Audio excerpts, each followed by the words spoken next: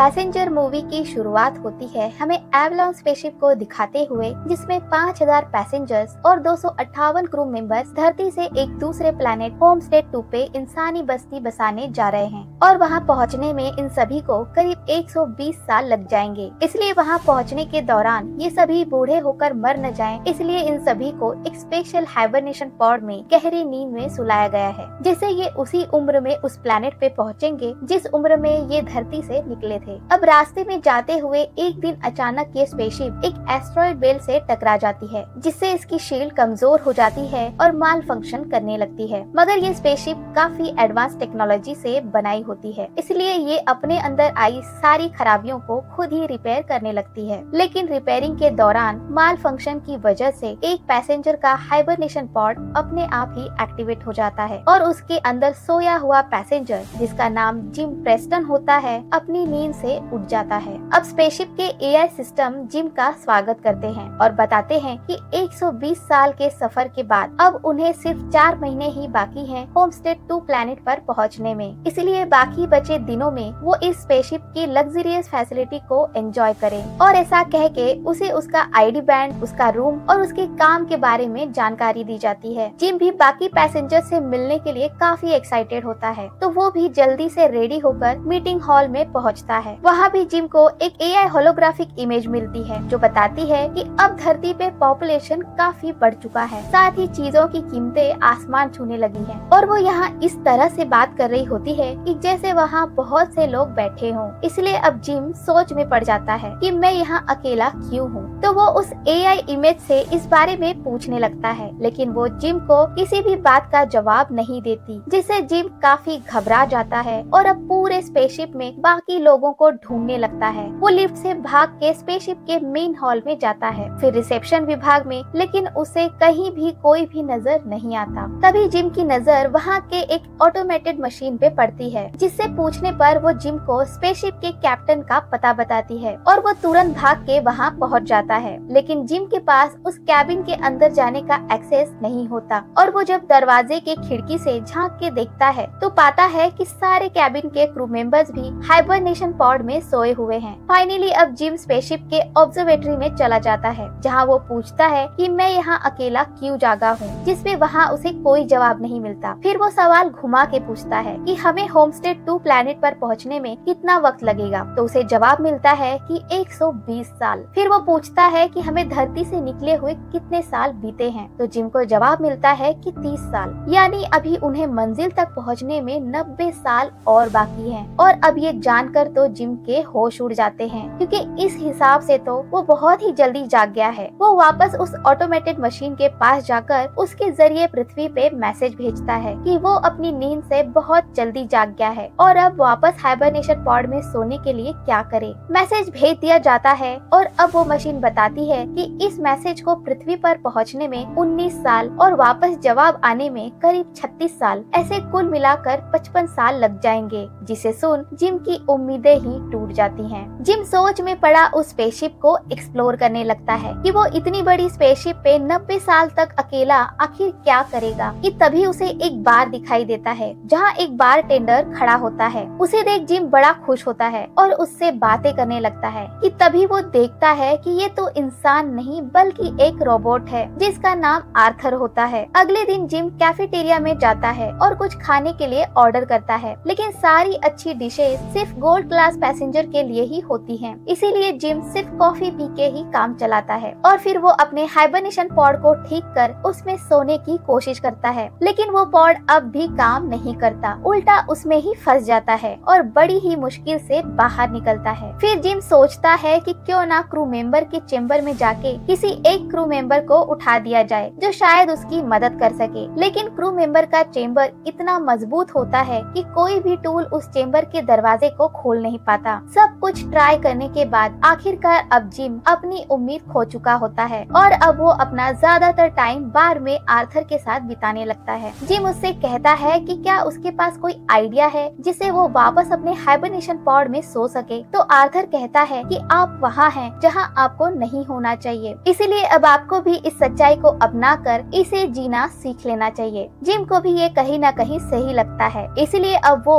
वहाँ के gold class passengers के लग्जरियस रूम में रह रहने लगता है। साथ ही वो मूवी, बास्केटबॉल, फन एक्टिविटी और ऐसी कई फैसिलिटी को एंजॉय करता है। और ऐसे रहते रहते अब जिम को उस स्पेसशिप पर 1 साल बीत जाता है और अकेले रहते रहते वो काफी बोर हो जाता है। एक दिन जिम हाइबरनेशन पॉड में सोए हुए पैसेंजर्स को देख रहा होता है कि तभी उसे वहाँ स्पेस सूट भी नजर आता है और अब वो उस स्पेस सूट को पहनकर स्पेसशिप का दरवाजा खोल के बाहर चला जाता है, जहाँ का नजारा देख वो दंग रह जाता है, क्योंकि वो एक अकेला ऐसा इंसान होता है जो इस नजारे को अनुभव कर रहा था। लेकिन साथ ही उसे अब ये अकेलापन बहुत खलने लगा था और अभी तो 79 साल और इसी तरह काटने थे। इसलिए अब अपने अकेलेपन से तंग आकर वो अपनी जान देने की सोचता है और इस बार बिना सूट पहने स्पेसशिप के बाहर जाने लगता है। लेकिन ऐसा करने के लिए अब उसकी हिम्मत जवाब दे जाती है और वो ऐसा नहीं कर पाता। अब भागते हुए वो वापस स्पेसशिप में आता है। अपने ही फेंके बोतल पे पैर पड़ने से जिम गिर जाता है और जब वो उठता है तो उसकी नजर सामने हाइबरनेशन पॉड में सोई एक लड़की पे पड़ती है जिसका नाम अरोरा होता है और जिम उसे देखते ही पहली नजर में ही पसंद करने लगता है। जिम को अरोरा का पैसेंजर इंटरव्यू भी मिल जाता है और अब वो ज्यादातर वक्त अरोरा के साथ ही बिताने लगता है। साथ ही वो आर्थर से भी इस बारे में बात करता है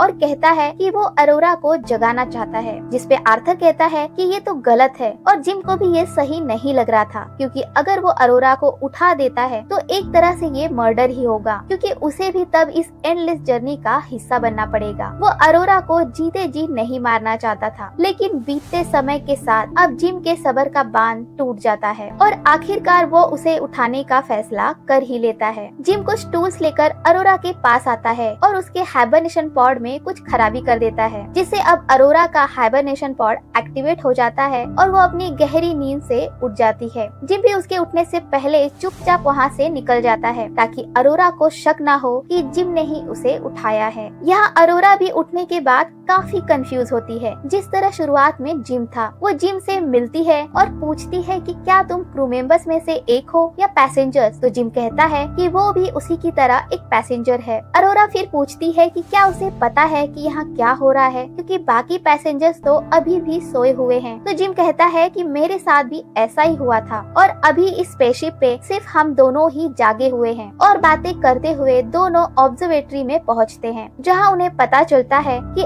अभी उन्हें अपनी मंजिल तक पहुँचने में करीब 79 साल लगेंगे। जिसपे अरोरा जिम से पूछती है कि आपको जगे हुए कितना वक्त हो गया है, तो जिम बताता है कि उसे जगे हुए अब तक 1 साल 3 महीने बीत चुके हैं। जिम की ये बात सुन अरोरा काफी घबरा जाती है और वापस अपने हाइबरनेशन पॉड में सोने के लिए भागती है, लेकिन जिम उसे समझाता है कि अब ऐसा नहीं हो सकता, क्योंकि मैंने इतने वक्त में हर कोशिश करके देखी है। हमें वापस सोने के लिए फिर से उसी प्रोसीजर से गुजरना होगा जैसा हम पृथ्वी से निकलते वक्त गुजरे थे। और किसी तरह वो अरोरा को शांत करता है, जिसके बाद अरोरा अपने रूम में सोने चली जाती है और जिम बार में आर्थर से बात करने लगता है। जिम आर्थर को बताता है कि उसने अरोरा को उठा दिया है, लेकिन साथ ही वो आर्थर से रिक्वेस्ट करता है कि वो इस बात को राज ही रखे। जब सही समय होगा तो वो खुद उसे ये बात बता देगा। तो आर्थर कहता है कि वो सिर्फ एक बारटेंडर ही नहीं बल्कि एक जेंटलमैन भी है, वो इस बात को राज ही रखेगा। अब अगली सुबह उठने के बाद अरोरा वापस उस हाइबरनेशन पॉड में सोने के तरीके ढूंढने लगती है, लेकिन उसे वो ऑटोमेटेड मशीन कोई जवाब नहीं देती। तभी जिम भी वहाँ आ जाता है और दोनों ही अब ब्रेकफास्ट के लिए कैफेटेरिया में चले जाते हैं। अरोरा को यहाँ पता चलता है कि जिम गोल्ड क्लास का पैसेंजर ना होने की वजह से पिछले 1 साल से एक ही खाना खा रहा था, इसलिए अरोरा तुरंत उसे उसका खाना ऑफर करती है। साथ ही वो जिम से बात करती है कि कोई तो रास्ता होगा जिससे वो वापस हाइबरनेशन पॉड में सो सके, लेकिन जिम बताता है कि उसने सब कुछ ट्राई करके देख लिया है, कोई फायदा नहीं हुआ। लेकिन अरोरा हार नहीं मानती और अपनी कोशिश में लगी रहती है ताकि वो कोई तरीका ढूंढ पाए। जैसे जैसे दिन बीत रहे थे,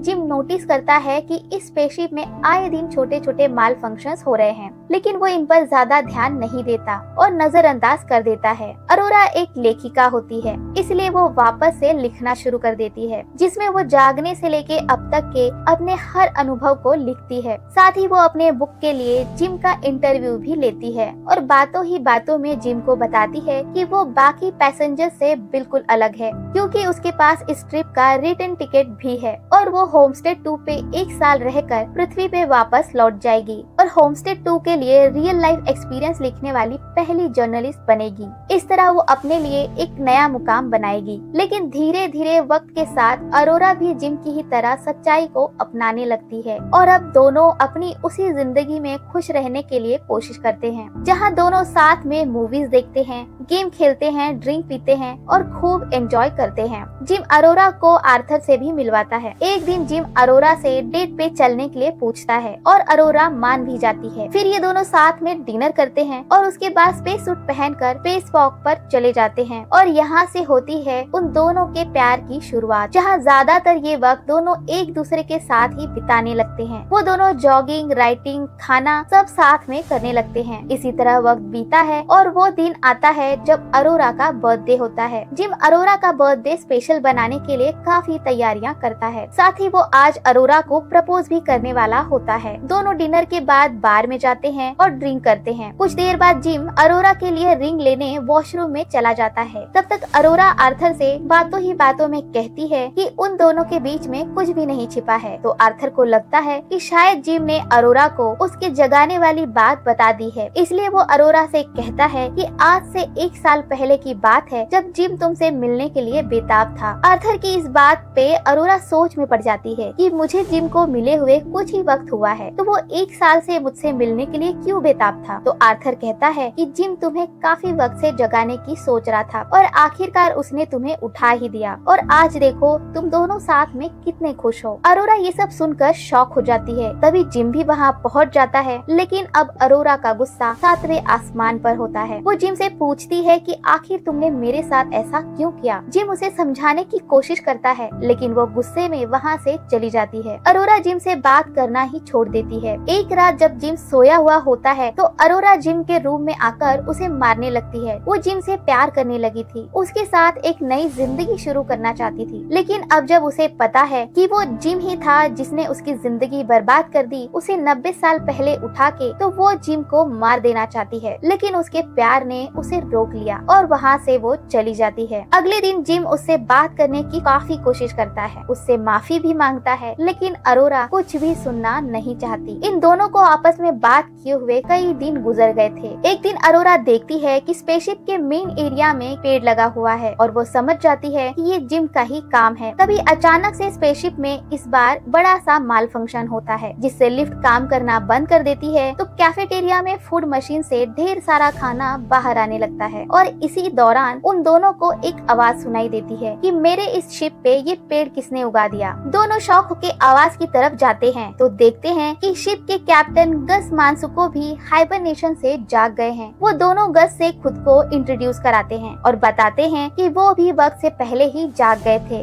गस समझ नहीं पाता कि एक साथ 3 पॉड आखिर कैसे खराब हो सकते हैं, इसलिए वो तुरंत क्रू कैबिन में जाकर चेक करते हैं और उन दोनों को बताते हैं कि शिप में थोड़ी खराबी आ गई है, इसीलिए शिप में ये फेलियर आ रहे हैं। साथ ही गस को पता चलता है कि जिम का पॉड किसी टेक्निकल खराबी के चलते एक्टिवेट हो गया था, लेकिन अरोरा का पॉड जानबूझकर खराब किया हुआ है और गस समझ जाता है कि ये जिम ने ही किया है। इसलिए वो अरोरा के कंप्लेन करने के बाद भी जिम से कुछ भी नहीं कहता, क्योंकि गस समझता है कि जिम ने आखिर ऐसा क्यों किया होगा। इसी दौरान गस को हाइबरनेशन सिकनेस होने लगती है और वो आराम करने अपने रूम में चला जाता है कि तभी खांसने के दौरान उसके मुंह से खून निकलता है। रात में अरोरा को नींद नहीं आती, इसलिए वो स्विम करने जाती है कि तभी अचानक शिप की आर्टिफिशियल ग्रेविटी बंद हो जाती है और अरोरा पानी में डूबने लगती है, क्योंकि जैसे जैसे अरोरा पानी से ऊपर की तरफ आ रही थी वैसे वैसे पानी भी 0 ग्रेविटी की वजह से ऊपर आने लगता है। लेकिन कुछ देर बाद ग्रेविटी फिर से रीसेट हो जाती है और बड़ी मुश्किल से अरोरा की जान बचती है। और अब गस, अरोरा और जिम मिलके शिप में आई खराबी को डिटेल में चेक करने लगते हैं और उन्हें पता चलता है कि आज से करीब 2 साल पहले ये शिप किसी एस्ट्रॉइड से टकराया था और तभी से शिप का कोई एक हिस्सा डैमेज हो गया है और शिप में इसीलिए माल फंक्शंस होने लगे हैं और अब हर दिन शिप में कोई न कोई खराबी आती जा रही है। इसीलिए ये तीनों अब शिप के डैमेज हिस्से को ढूंढने लगते हैं कि तभी अचानक गस बेहोश हो जाता है। अरोरा और जिम जल्दी से गस को मेडिकल रूम में एक ऑटोमेटिक मशीन में लाकर लेटा देते हैं, जहां वो मशीन गस को स्कैन करके ये बताती है कि गस कुछ ही घंटे में मरने वाला है और अब इन दोनों की आखिरी उम्मीद भी खत्म हो जाती है। गस मरने से पहले जिम को एक आईडी बैंड देता है और कहता है कि इससे वो शिप के हर एरिया को एक्सेस कर सकता है और अब उन दोनों को ही इस शिप में आई प्रॉब्लम को ढूंढ के ठीक करना होगा, वरना ये शिप वक्त से पहले ही खत्म हो जाएगी और सारे पैसेंजर्स मारे जाएंगे। इतना कह के गस अपनी आखिरी सांसें लेते हैं। तभी अचानक से शिप में एक बड़ा फेलियर आता है और शिप की लाइट्स रेड होने के साथ ही वो जोरों से हिलने लगती हैं। दोनों ही तुरंत शिप के प्रॉब्लम को ढूंढने के लिए भागते हैं, पर रास्ते में फिर से ग्रेविटी फेलियर होता है। साथ ही इस बार आर्थर के फंक्शन पे भी असर होता है और वो खुद को ही नुकसान पहुंचाने लगता है। जिम तुरंत किसी तरह आर्थर को डीएक्टिवेट करता है और फिर दोनों शिप के इंजीनियरिंग विभाग में जाकर हर एक कोने को चेक करते हैं, लेकिन अब तक वो इस शिप के उस डैमेज हिस्से को नहीं ढूंढ पाए थे। आगे वो शिप के पावर प्लांट के हिस्से की तरफ बढ़ते हैं और जैसे ही दरवाजा खोलते हैं कि अरोरा और जिम हवा के प्रेशर से अंदर की तरफ खींचने लगते हैं। असल में इस हिस्से में एस्टेरॉयड के टकराव से होल हो गया था, जिससे यहाँ हवा का दबाव बहुत ज्यादा था। किसी तरह दोनों उस होल को बंद करते हैं कि तभी वो नोटिस करते हैं कि शिप में और भी जगह होल हुए हैं जहाँ से गर्म हवा आ रही है। वो आगे चेक करते हैं तो उन्हें इस शिप में आई असल प्रॉब्लम मिल जाती है, जो कि फ्यूजन रिएक्टर पावर प्लांट के कंप्यूटर में होता है जो उसे कंट्रोल कर रहा था। और क्योंकि ये एस्टेरॉयड के टकराव से फेल हो गया था, इसलिए इस प्लांट के अंदर जो भी गर्मी पैदा होती थी उसे ये बाहर नहीं निकाल पा रहा था और इसीलिए शिप के अंदर गर्मी काफी बढ़ गई थी, जिससे शिप में माल फंक्शंस हो रहे थे। जिम अब इसके पार्ट्स को रिप्लेस करता है, मगर ये फिर भी काम नहीं करता और अब जिम के पास एक ही रास्ता होता है कि वो बाहर से इसके दरवाजे को मैन्युअली खोले ताकि पावर प्लांट के अंदर का प्लाज्मा रिएक्शन यानी कि गर्मी बाहर निकल सके। इसीलिए अब बाहर जाने के लिए जिम स्पेस सूट पहनने लगता है, जिसमें अरोरा भी उसकी मदद करती है। जाने से पहले जिम अरोरा को गस का आईडी बैंड भी देता है, क्योंकि शायद वो शिप में वापस ना आ सके। इसीलिए अरोरा जिम को जाते वक्त कहती है कि उसे वापस लौटकर आना ही होगा, क्योंकि वो उसके बगैर इस स्पेसशिप पे नहीं रह सकती। और अब जिम स्पेसशिप से बाहर उस दरवाजे के पास आ जाता है, लेकिन यहाँ जिम को रियलाइज होता है कि उसे दरवाजे को पकड़े रखना होगा ताकि पावर प्लांट की गर्मी बाहर निकल सके। और ये बात वो अरोरा को भी बताता है, लेकिन अरोरा इसके लिए मना कर देती है क्योंकि इसमें जिम के जान को काफी खतरा था। तो जिम कहता है कि हमारे पास और कोई दूसरा रास्ता नहीं है, मुझे ये करना ही होगा। तो अरोरा कहती है कि मुझे फर्क नहीं पड़ता, अगर मरना ही है तो हम दोनों साथ में मरेंगे। जिस पे जिम अरोरा को समझाता है कि हमें बाकी 5000 पैसेंजर्स की भी जान बचानी है, क्योंकि अगर ऐसा नहीं किया गया तो इस शिप पे कोई भी नहीं बचेगा। इसीलिए अब ना चाहते हुए भी अरोरा जिम के कहने पर मेन स्विच को दबाती है, जिससे सारी गर्मी तेजी से बाहर निकलने लगती है। जिम के पास एक फायर प्रोटेक्टिव शील्ड भी होती है, जिसे वो खुद को प्रोटेक्ट करता है, लेकिन रिएक्टर से निकलता फोर्स जिम को धक्का दे के दूर फेंक देता है और झटके की वजह से जिम की रस्सी स्पेसशिप से टूट जाती है और वो स्पेसशिप से काफी दूर चला जाता है। साथ ही उसका स्पेस सूट भी डैमेज होने से ऑक्सीजन निकलने लगता है। जिम ये बात तुरंत अरोरा को बताता है और उससे माफी भी मांगता है, क्योंकि अब वो समझ जाता है कि वो स्पेसशिप पे वापस लौट नहीं सकेगा। लेकिन अरोरा तुरंत स्पेस सूट पहनकर जिम को बचाने बाहर आ जाती है। उसे जिम दिखाई भी देता है और वो उसके पास जाने लगती है, मगर अरोरा की रस्सी जिम तक पहुंचने के लिए छोटी पड़ जाती है और अब वो हार मान जाती है कि तभी उसे जिम की रस्सी नजर आ जाती है। वो तुरंत रस्सी के सहारे जिम को अपने पास खींचती है और वापस स्पेसशिप पे ले आती है, लेकिन यहाँ वो देखती है कि जिम का शरीर पूरी तरह से सफेद पड़ चुका है और वो बिल्कुल भी रिस्पॉन्ड नहीं कर रहा है। इसीलिए अरोरा बिना देरी किए जिम को उसी मेडिकल रूम में ले जाती है जहाँ वो गस को ले गए थे और जिम को रिवाइव करने की कोशिश करती है, लेकिन वो मशीन डिनाई कर देती है और कहती है कि हमारे पास एक्सेस नहीं है और ये कुछ ही देर में मरने वाला है। अरोरा तुरंत मशीन को एक्सेस देती है और मशीन को कहती है कि सारे ट्रीटमेंट एक साथ स्टार्ट कर दो, जिसके बाद मशीन अपने सारे ट्रीटमेंट एक साथ शुरू करती है और कुछ ही देर में जिम को होश आ जाता है। ये देखकर अरोरा काफी खुश होती है, वो खुशी से रोने लगती है और जिम को गले लगाकर कहती है कि हम कभी फिर से झगड़ा नहीं करेंगे। वो जिम को माफ कर देती है। कुछ वक्त बाद हम देखते हैं कि दोनों मिलकर कैप्टन गस को बरी करते हैं और बाद में जिम अरोरा को उस मशीन के पास ले जाकर कहता है कि